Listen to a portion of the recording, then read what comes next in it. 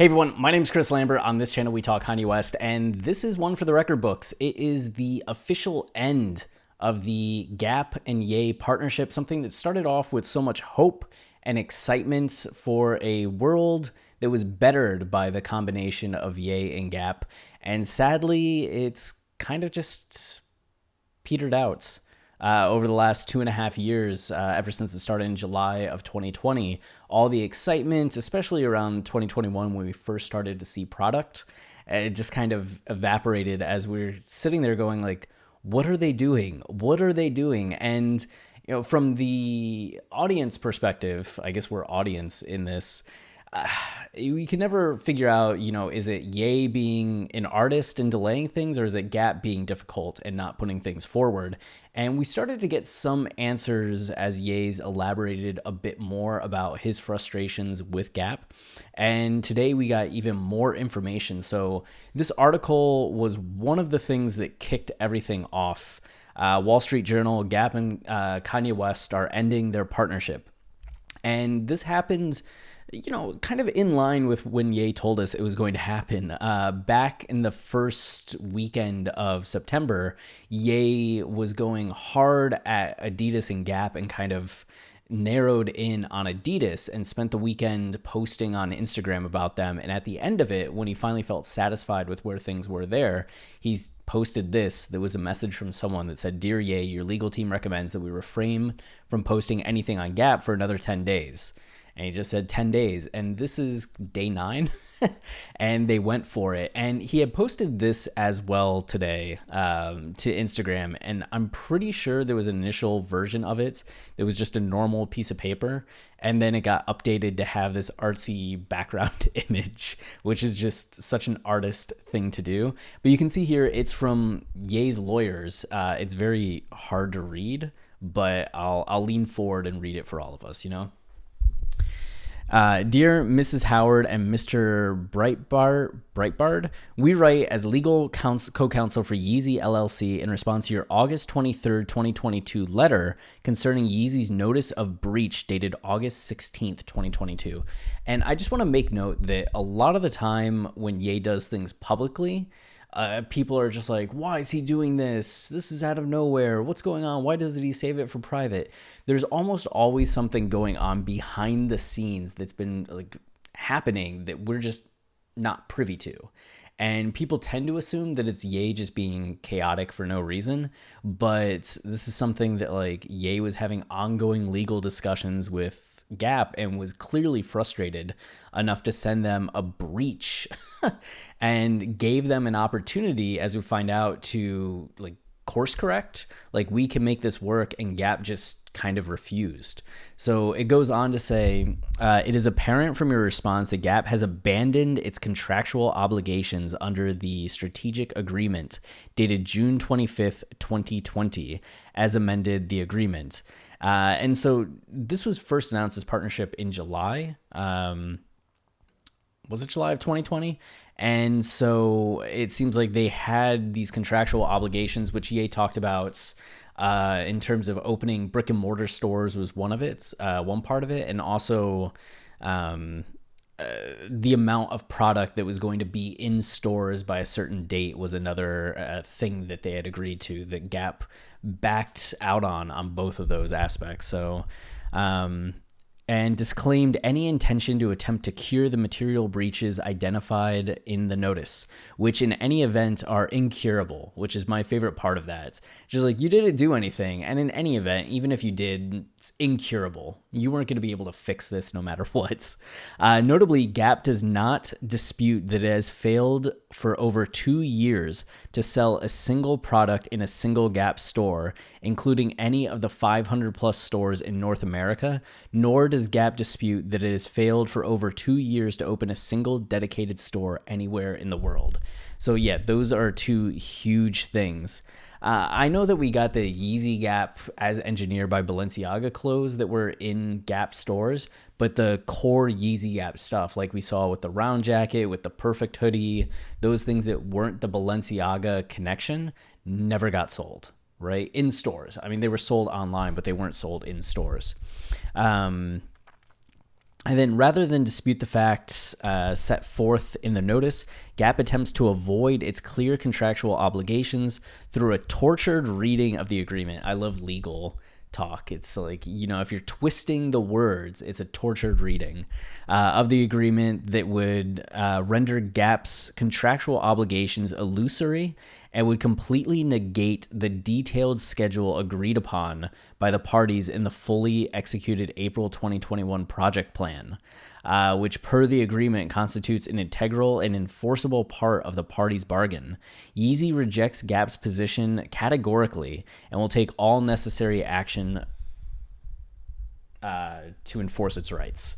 So, yeah, pretty forceful, and gives some insight into the ways in which it seems Gap just didn't want to follow through. They didn't like the direction Ye took, and it seemed that they just kind of put their foot on the brake and let Ye kind of wallow for a long time. And one of the things that cracks me up is like this keychain. I got this email today about this keychain, and it was like keychain available.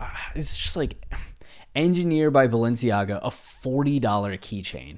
Like the double layered Yeezy Gap hoodie, the perfect hoodie, was $80. So you're telling me that two of these dumb keychains are the equivalent of one double layered hoodie? Or that this is more than most like t-shirts? This is one of the dumbest things. I hate keychains in the first place. So like any keychain to me, I'm just like, that's dumb. But a $40 keychain that's just all black and has like a little Gap tag, one of the dumbest things I've ever seen for sale. And the fact that it's $40 is just infuriating to me. So not only did that story come out, but Ye then goes onto CNBC and does a 14-minute interview, which CNBC only posted 3 minutes and 41 seconds. It was actually something that was posted by the fans. That's a full 14 minutes of Ye talking.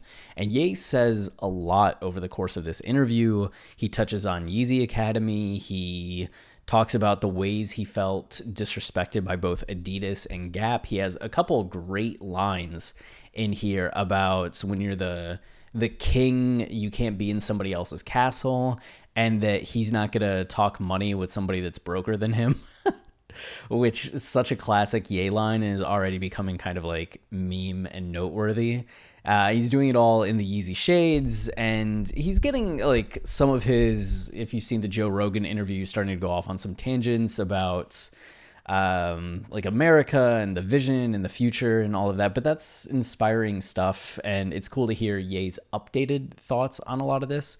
Like it's kind of in line with previous comments we've heard from Ye in the past, but more refined and just the 2022 version of Ye's thoughts. So this is the most that we've heard him talk, like 14 minutes in a minute, maybe since like February. So that's pretty cool to see, and especially in such a tumultuous period. And of course, this is already like so funny that Ye's like going on to CNBC talking about this Adidas or Gap deal, and you can see that the Gap stock is just falling. It's also wild that when they first announced the deal, I'm pretty sure the Gap stock went up to like upper 20s, like low $30 range. And the fact that it just plummeted all the way back down to less than $9 is just sad. So we're going to get into a couple of these articles. That's like the main overview, but if you want to stick around for the bonus content and some of the specifics of this, we're going to dive in. So this is Suzanne Kapner saying Gap Inc. is winding down its partnership with Kanye West, which makes it sound like it was Gap's choice when Ye was the one that kind of initiated all of this, saying the company and Mr. West are not aligned in how they work together. According to a memo reviewed by the Wall Street Journal, Mr. West formally notified Gap, on Thursday morning that his YEEZY LLC fashion brand was terminating its partnership with the apparel chain. So that's not Gap winding down its partnership, that's Ye terminating the partnership. The Journal earlier reported a letter from Mr. West's lawyers said Gap breached the agreement by not releasing apparel and opening retail stores as planned, which we talked about. Gap and Mr. West in 2020 announced a partnership to develop a collection of clothing under the Yeezy Gap brand. The rapper and designer has complained recently on social media. Items won't disappear from stores. Gap said it was still planning to release upcoming Yeezy Gap items in the pipeline, according to a memo sent Thursday to employees by Mark Breitbard, Gap brand president president and CEO. Simply put, while we share a vision, Mr. Breitbart wrote, how we work together to deliver this vision is not aligned. Yeah. What's funny, I saw this letter. He also said, I want you all to know that we honored all of our contractual obligations. And it's like, what rah-rah speech to your employees do they want to hear? Like, we honored all of our obligations, when clearly this was just like a disaster from how, like, and I don't know who's to blame on that. If it's just like both are to blame. Ye was difficult. Gap was difficult. Gap was scared to like follow Ye down the path, or however it went. But it's just like the lack of product in stores was just jarring from the get-go. That everything was just an online drop, and you're kind of like, are they emulating the Adidas version of things with how they were selling the Yeezys? But clearly things just failed. But in trying to like rally the troops, you're just like, we satisfied our contractual obligations, so I don't know what that guy's talking about. Like, nah, it sounds like something was off. The music and fashion impresario known as Ye has taken to social... That's new. I haven't heard that construction. Has taken to social media to criticize Gap for allegedly copying his designs and cutting him out of the creative process. In a video clip posted on Instagram in late August, Mr. West told a group of Gap executives, you have to really give me the position to be Ye and let me do what I'm thinking, or I have to do the thinking somewhere else. He says in this interview that he would be talking to them and feel like he was on mute because of the responses he was getting and the lack of interaction he was getting from the Gap higher-ups. And in this, for copying his designs, there was a post that kind of kicked off some of this on the public side, where somebody noted that there was this Gap Kids t-shirt that looked exactly like the Yeezy Gap engineered by Balenciaga, and they posted it to social media. Ye ended up posting it to Instagram and being like, what the hell? Like, this is just like copying of our designs. Some people tried to say that it was like a basic Gap design that's been around for a while, and just Yeezy Gap by Balenciaga happened to be a similar design. But Ye, whether that was the context or not, felt slighted by the fact that that shirt was available. So, and maybe there's more stuff behind the scenes. It's not just that, but that was the only thing that I saw public facing. Mr. West, who has also publicly criticized Adidas on social media, had talked about wanting to partner with Gap in various interviews over the years before inking his deal with the San Francisco company. The deal provided for Mr. West to earn royalties and potential equity based on meeting sales targets, which also might be one of the reasons why Gap was kind of pumping the brakes on things, because they wanted to not meet the sales targets. More recently, he has talked about opening his own retail stores. We're going to open Yeezy stores worldwide, starting in Atlanta, Mr. West said in an Instagram post in late August. Gap was required to sell 40% of the Yeezy Gap assortment in brick-and-mortar retail stores during the third and fourth quarters of 2021. So that was one of the big details, according to the letter, which was signed by Nicholas Gravanti Jr., a partner with Cadwalader, Wickersham, and Taff. Okay. The first item, a Yeezy Gap hoodie, went on sale in the fall of 2021, but it was available only on Gap's website. So 40% of the Yeezy Gap assortment in brick and mortar, and they did zero. It wasn't until the French luxury house Balenciaga got involved that products under the name Yeezy Gap engineered by Balenciaga made their debut in stores. A new batch of Yeezy Gap products is scheduled to arrive in stores for the coming fall and holiday season. According to the company, the Yeezy Gap items will be priced under $100, in contrast with the more expensive Yeezy Gap engineered by Balenciaga. Gap was also required under the agreement to open as many as 5 retail stores dedicated to showcasing Yeezy Gap products by July 31st, 2023. So they still had some time. According to the letter, to date, Gap hasn't opened a dedicated store, the letter contends. Mr. West's 10-year deal with Adidas, which runs through 2026, is also fraying. The German sportswear giant and its executives have faced criticism, yada, yada, yada. We've been over all of that. The two parties have been in conversation for the past week, and Adidas is trying to find a path toward continuing the partnership, according to people familiar with the matter.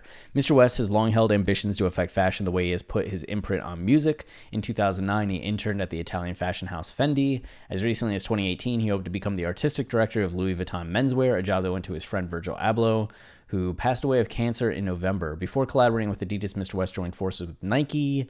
Yeezy Gap partnership showed signs of trouble early on. In September 2020, Mr. West threatened to withhold the line until he was given a board seat. He made similar demands about joining Adidas's board, and they did nothing. So we have that article, and one of the things he talked about in this interview was price. I don't know if they mention it in here, but he talks about the fact that he wanted to sell stuff for $20 and was telling Gap, like, I want to sell like some of this stuff for $20.